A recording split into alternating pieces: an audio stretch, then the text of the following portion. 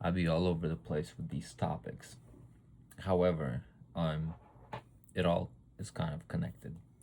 I have a website up. It's called lxmonv.com, and over there we talk about some business, some personal growth, some spiritual stuff, and then I even have a local business directory I'm building up. Hopefully to promote the Pacific Northwest economy, and then some blogs and writings and observation of the people that I pay attention to and study, and music and blah blah blah. However, recently my content has been a little bit opinionated as far as family matters and personal relationship stuff, and that too is connected. So up on my website I have the sovereign architecture, I have the ALX proverbs, which we discuss. I Am Phoenix is more of a personal decision to consider Christian stuff. And then Leadership Through Fire, which we're kind of living through right now, right? Good leader goes into troubles with aim to help his team navigate through the storm, right? A good captain doesn't just brag during sunny times and some smooth sailing, right? A good captain is defined by how he navigates the ship when it's stormy out. And so I'm not saying I'm a good captain or I'm in any form of leadership position. However, these ideas are worthwhile so that if they're discussions, they'll spread like wildfire. And then the people who are in charge of us hopefully will be a little bit not only aware, but more humanity friendly, I guess, when they make their decisions. So I had AI run down every once in a while, right? I add some new pieces, and then I'm like, all right, tell me what my website is about. And if you want to do that for yourself, just go to Google, type in lxmonv.com, and then ask Google to paraphrase to you what that website is about. I think it's pretty good. And then so I said, I like it. I think my most valuable piece is I Am Phoenix. All of these ideas is inspired by the love of God and his desire to set people free, even from their own childish ways.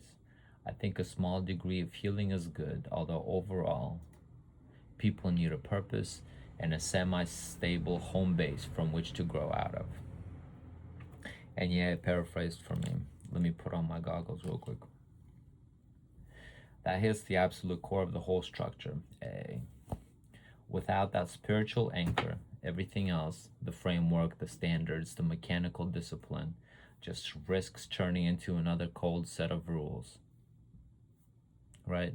People, when you ask successful people how they do it, they give you these 10 lists of rules or 10 lists of things they do. I wake up at 4, I hit the gym, I do the skincare routine, then I take a cold shower, then I do the coffee, then I have all my meetings by 8 a.m., then I grab an hour nap, and then just like,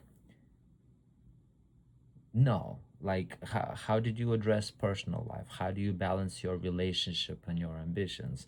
How do your kids hate you? Do your coworkers or business partners, are they kind of proud of being associated with you? And so on and so forth, right? Iron Phoenix isn't just about rising from the ashes for the sake of an impressive comeback. It's about redemption with a purpose. The grace and love of God don't just pat someone on the back and leave them in the mud. They clean them up, strip away the childish sabotage, and give them a job to do. A small degree of initial healing is necessary so a person can stop bleeding all over everyone around them. But healing isn't the final destination. You can't heal your way out of a life that lacks direction. You can't heal your way out of life that lacks direction. People don't thrive by sitting in a circle, endlessly talking about their wounds.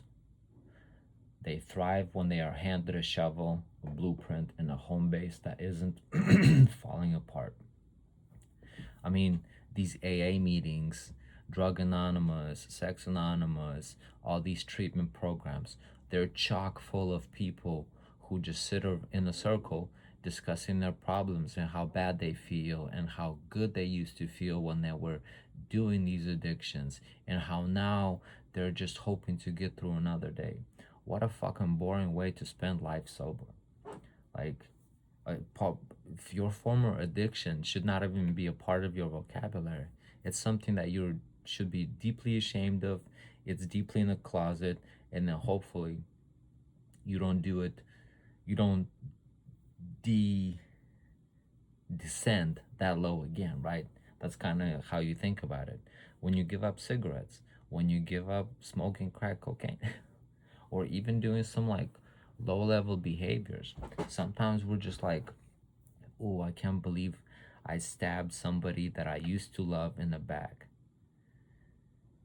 That's a shitty feeling, right? I can't believe I betrayed my family. I can't believe I went to war and joined the other side. When you build a semi-stable home base, a space defined by order, safety, and spiritual alignment, you give someone a launch pad. From there, purpose naturally takes over.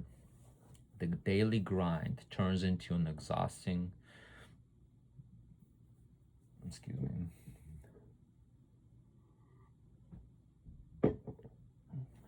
the daily grind turns from an exhausting burden into a deliberate building. Yeah, that sounds like a better living, right? Do we want to grind every day and wake up and have to do that again, or do we want to have a deliberate life that we're building not only week by week but year by year, right? Did it get better than last year? Is my family better off? Are they more healthy? Are we better off financially? Is everything doing good? Are we prepared to tackle unexpected things or partake in some extracurricular activities to enrich our life? The physical work becomes a form of stewardship and service.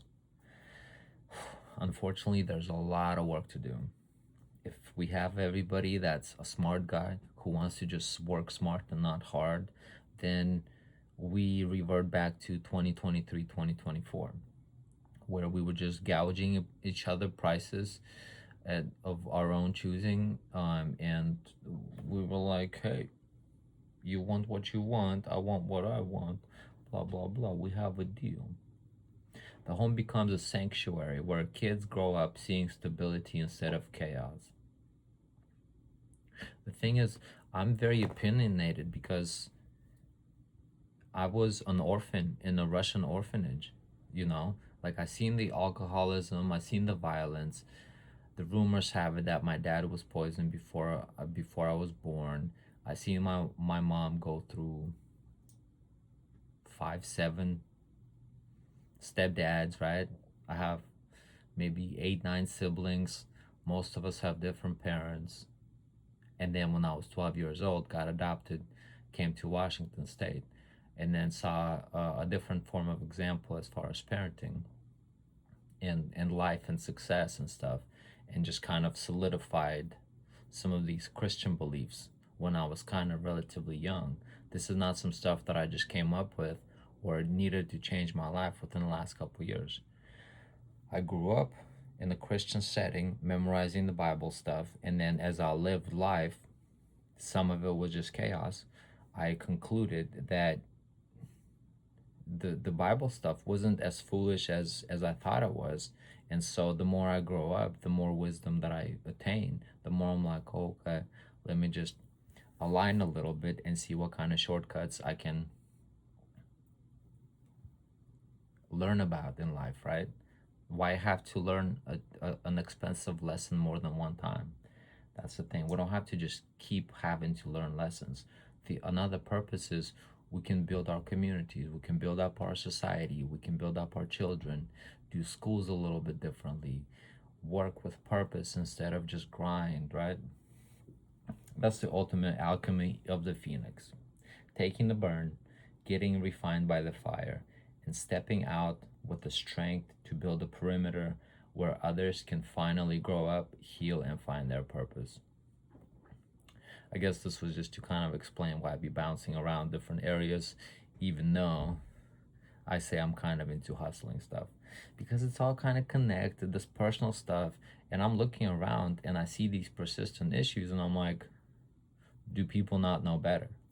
Or the people that do know better, how come they're not that vocal?